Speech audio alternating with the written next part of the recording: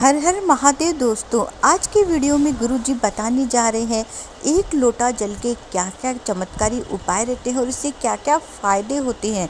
तो देखते हैं क्या है वीडियो फुल वॉच करिएगा, बहुत इंटरेस्टिंग और बहुत यूज़फुल होने वाला है। लोटा जल शिव को समर्पित करते। कितना जल? जम के बोलिए जरा। एक लोटा। और आप सबको कहूंगा, शिव मंदिर में प्रतिदिन एक लोटा पानी, एक लोटा जल अवश्य अवश्य चढ़ाना।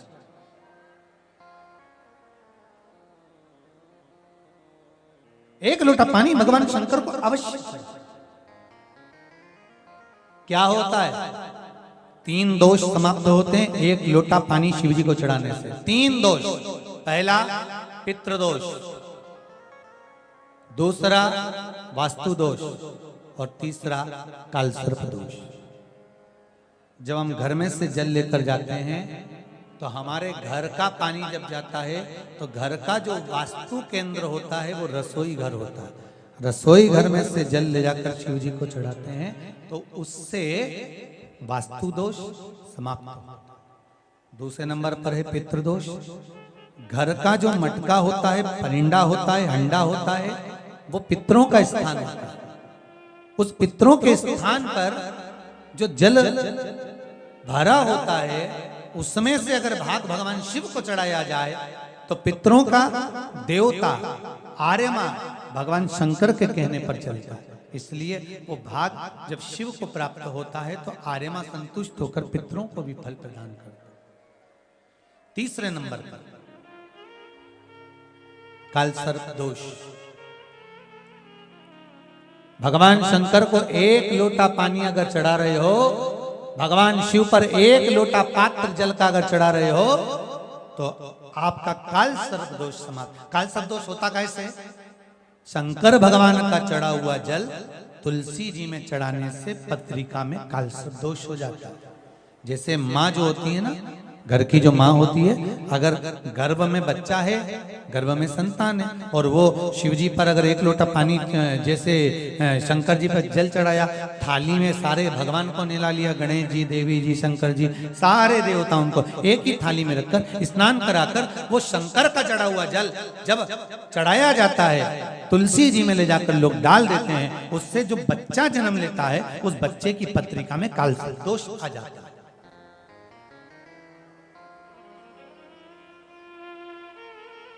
इसलिए शिव महापुराण की कथा कहती है सारे देवताओं को भले एक ही थाली में स्नान करा लो, एक ही पात्र में स्नान करा लो, पर देवाधिदेव महादेव को एक छोटे से पात्र में अलग से स्नान करा लेना चाहिए, अलग से।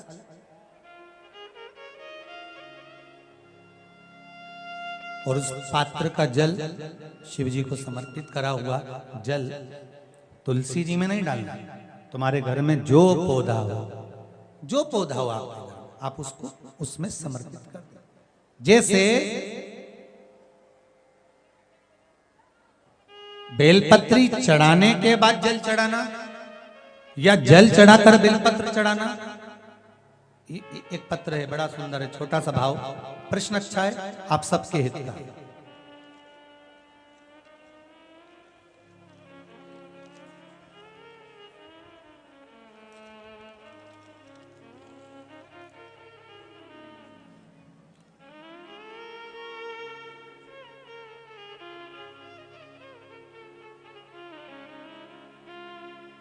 अरुणा जी अग्रवाल जयपुर, झरना जी अग्रवाल जयपुर राजस्थान से इन्होंने प्रश्न किया है, गुरुदेव दूध, कच्चा दूध केवल शिवलिंग पे चढ़ाना चाहिए या पूरे शिव परिवार पे चढ़ाना चाहिए? प्रश्न अच्छा है। और शिव महापुराण की कथा रुद्राक्ष उत्सव चल रहा है तो आप उसको समझें। दूध केवल शिवलिंग पे चढ़ाना चाहिए या जो शिवलिंग के आसपास में सभी परिवार विराजमान होता है उस पे भी चढ़ाना चाहिए? अगर लिंग पुराण आप उठाकर देखेंगे तो लिंग पुराण में एक बड़ा सुंदर संवाद आता है जिसमें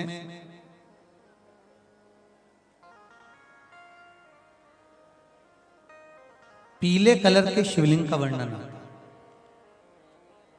सफेद, लाल, पीला और काला, ये शिवलिंग का आपको पहले वर्णन करा।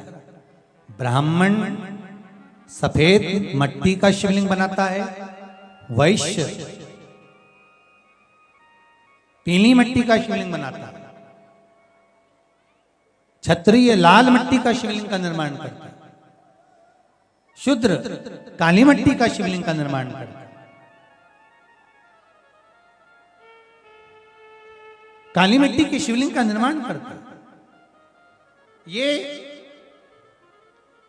जो वर्णन किया गया है कि उसमें लिंग पुराण के अंतर्गत एक पीले शिवलिंग का वर्णन आता है कि पीला जो शिवलिंग होता है उस शिवलिंग का भाव कितना सुंदर बताया गया है। उसमें व्याख्यान वर्णन में आप अगर पढ़ेंगे देखेंगे लिंग पुराण के अंतर्गत तो उसमें आता है कि दूध जब आप देव अधिदेव महादेव के शिवलिंग पर समर्पित करते हो तो शिव महापुराण की कथा कहती है, लिंग पुराण कथा कहती है, नर्मदा पुराण, स्कंद पुराण, पद्म पुराण, अग्नि पुराण, सारी पुराणे वर्णन करती है। वराह पुराण, ब्रह्मवेत्ता पुराण, ये जितनी पुराणे सब वर्णन करती है कि जब शिवलिंग पर हम दूध चढ़ाते हैं तो केवल शंकर भगवान के शिवलिंग पर दूध चढ़ा देने से संपूर्ण परिवार पर दूध चढ़ जाता है। अलग से हमें कहीं चढ़ाने की जरूरत नहीं, अलग से हमें कहीं दूध ले जाकर चढ़ाने की जरूरत नहीं कि हमें गणेश जी को अलग से चढ़ाना पड़ेगा, देवी जी को अलग से चढ़ाना पड़ेगा, कार्तिकेय जी को अलग से चढ़ाना पड़ेगा या नंदी को अलग से चढ़ाना पड़ेगा। तो जो प्रश्न करा है धन्ना जी अग्रवाल जी ने, जयपुर राजस्थान से हैं, सुंदर प्रश्न करा है। और ये आपको ज्ञात होना चाहिए कि शंकर भगवान पर चढ़ाया गया थोड़ा सा भी दूध जल जो हम भगवान शिव को समर्पित कर रहे हैं वो केवल शिव के लिए नहीं रहता, केवल भगवान शंकर के लिए नहीं है, वो स्वयं 33 कोटि देवताओं को समर्पित हो जाता है, स्वयं 33 कोटि देवताओं को पहुंच जाता है।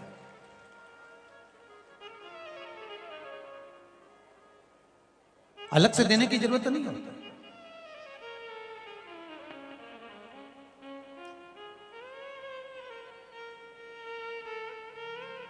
महाराज एक लोटा पानी, बेलपत्री आप शिवलिंग पर पहले चढ़ा रहे हैं, उसके बाद जल चढ़ा रहे हैं। दूसरा, जल चढ़ाने के बाद बेलपत्र चढ़ा रहे हैं।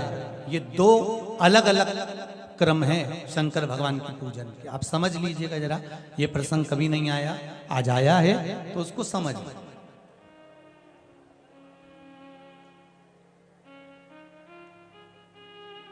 पहले बेलपत्र, उसके बाद में जल जो चढ़ाया जाता है ये रोग मुक्ति के लिए चढ़ाया जाता है। काय के लिए चढ़ाते हैं अपन? रोग के निवारण के लिए, रोग मुक्ति के लिए।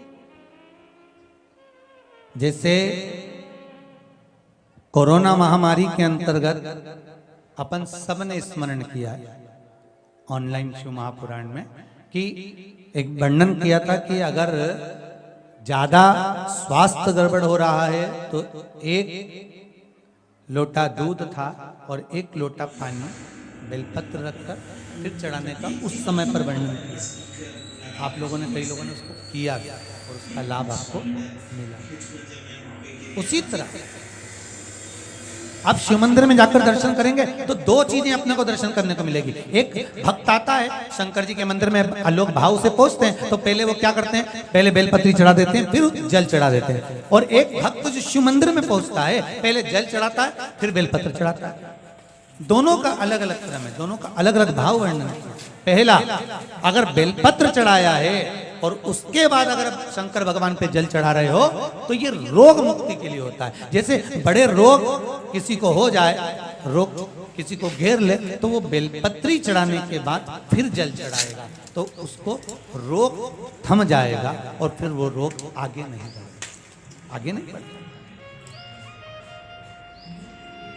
रोगों को थामने के लिए बेलपत्री पहले फिर जल। और जब कुछ कार्य के लिए आप, सिद्धता के लिए आप, अच्छे कार्य के लिए आप व्रत एक लोंग पर कर रहा है तो उसको मन करने की दो। प्रसन्नता कोई नवरात्रि का के लिए, व्रत आनंदता एक के गिलास लिए दूध पर कर रहा है आप तो उसको करने शिव दो। आराधना कर नवरात्रि रहे का हैं। व्रत एक आप शंकर की आराधना कर रहे है तो करने दो। तो कोई आप नवरात्रि का व्रत जल चढ़ा कैसे कर रहा है उसको करने फिर दो, बेलपत्र उसकी दीजिए। मर्जी।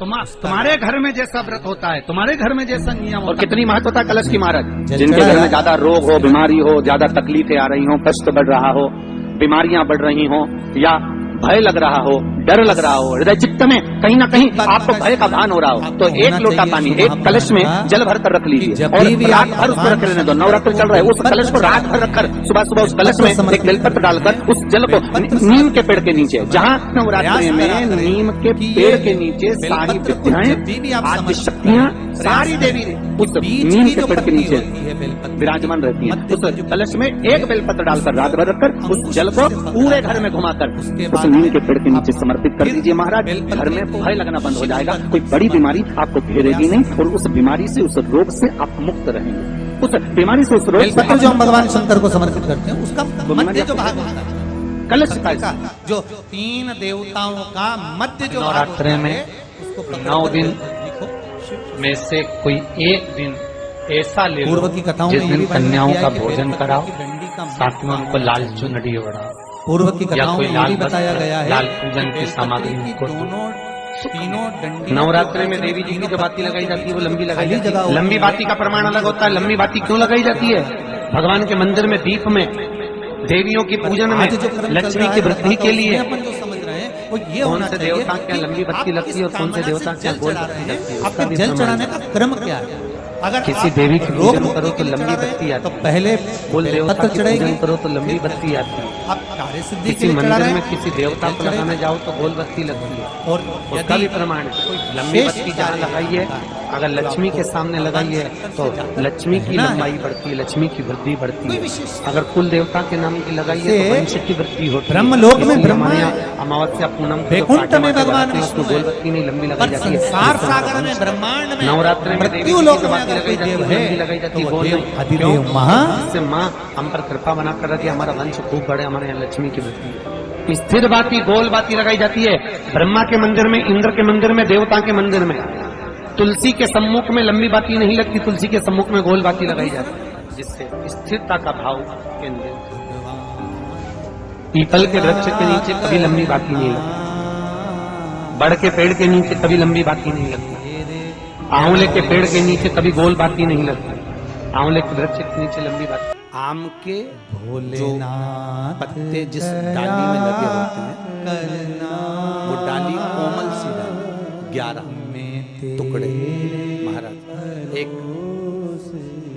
कच्चे सूत से लपेटकर ना घर के भरोसे उसका भाग जब उसको लपेट लोगे ना इस तरह से परिवार आगे के का जो भाग है, 11 बार कच्चा सूत लपेटने से सब गाइए जो भाग पीछे का आगे ना तक घर उसको के भरोसे शहद में डुबा शिव जी को समर्पित ना कर इस जगह पर परिवार रखना है। अशोक सुंदरी वाली जगह, अशोक सुंदरी की जगह जानते हो आप लोग, पहले भी आपको बताया है, आज फिर आपको वर्णन कर दया करना जैसे ये गोल जलाधारी ये शिवलिंग रखा है, ये 2 जहां से पानी बह रहा है बाबा के चरणार में, राइट में श्री गणेश जी का स्थान, लेफ्ट में कार्तिकेय का स्थान, बीच में अशोक सुंदरी की जगह। शंकर भगवान की 6 लड़कियां हैं, भगवान शंकर के 13 बच्चे, एक 13 बच्चों में से 6 लड़कियां, उस 6 लड़कियों भगवान में से का एक एक भरोसा लड़की होता का स्थान, भगवान शंकर की एक बेटी का स्थान अशोक सुंदरी का दिखता स्थान नहीं है। सामने पद्म दिखता पुराण नहीं में है। स्पष्ट किया ये स्थान अशोक सुंदरी का।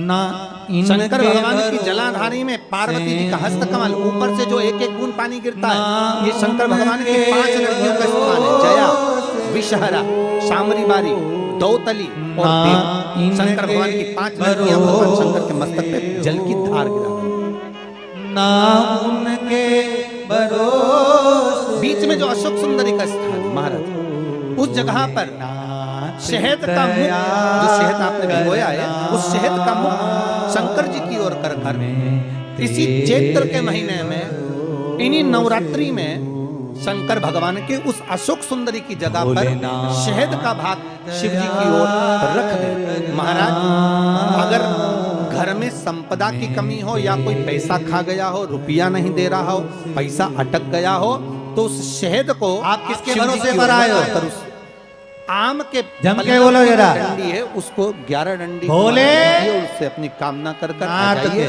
हो सके उस शहद में से थोड़ा सा शहद किसी रुमाल पर, किसी कपड़े में लगाकर उसको रख लीजिए। शिव के भरोसे व्यक्ति से पैसे लेना है, जिस व्यक्ति के से भरोसे पैसे मांग पर रहे हो, रहता है। उससे एक बार जाकर मिल लीजिए, एक बार उसको साथ खबर कर दीजिए। उसको बाबा साथ ना चाहेगा भोलेनाथ तो नवरात्रि में ही पैसा वापिस आ जाएगा, अगर शिव कृपा कर दे। साधे ये बाबा की करुणा।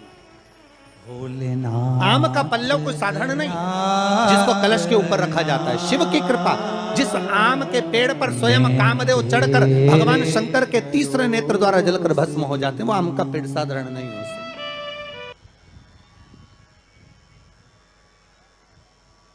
सहज नहीं है।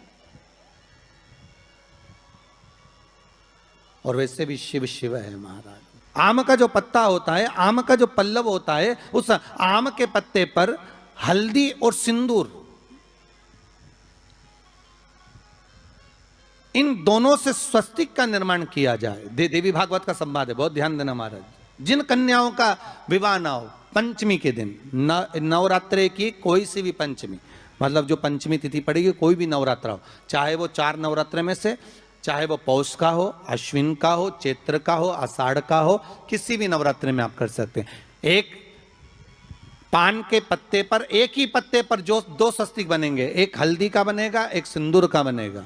बस अंतर इतना है, जो हल्दी का स्वस्तिक है उस पर कंकु के चावल, अर्थात रौली के चावल, रोली कुंकू के चावल रखना है, और जो सिंदूर का है उस पर हल्दी के चावल रखना है। इतना रखकर, जिस लड़का लड़की का विवाह नहीं होता, उसकी हथेली पर रखकर उसका नाम और गोत्र बोलकर महाराज उसको ले जाकर नीम के पेड़ के नीचे उसको रख दिया जाता है। मात्र 3.5 या 4 महीने ऐसे रहते हैं जिसके अंदर उस लड़का लड़की का विवाह पक्का हो जाता है। जिसका विवाह नहीं होता केवल उसी के लिए, जिसका मंगल विवाह ना हो रहा, आम के पल्लव में शिव का वर प्रदान है, आम के पल्लव में शंकर का आशीर्वाद, आम के पल्लव में शिव का आशीर्वाद। के दिन लोग देवी जी की स्थापना करते हैं, तो क्या स्थापना में क्या रखते हैं? कलश रखते हैं ना। तो कलश किस लिए रखा जाता है? अगर नवरात्रि का व्रत एक लोंग पर कर रहा है तो उसको करने दो। कोई नवरात्रि का व्रत अगर एक गिलास दूध पर कर रहा है तो उसको करने दो। अगर नवरात्रि का व्रत एक जरासी सुपारी पर कर रहा है तो करने दो। कोई नवरात्रि का व्रत कैसे कर रहा है उसको करने दो, उसकी मर्जी। तुम्हारे घर में जैसा व्रत होता है, तुम्हारे घर में जैसा नियम होता है। और कितनी महत्वता कलश की महाराज। जिनके घर में ज्यादा रोग हो, बीमारी हो, ज्यादा तकलीफें आ रही हो, कष्ट बढ़ रहा हो, बीमारियां बढ़ रही हो, या भय लग रहा हो, डर लग रहा हो, हृदय चित्त में कहीं ना कहीं आपको भय का भान हो रहा हो, तो एक लोटा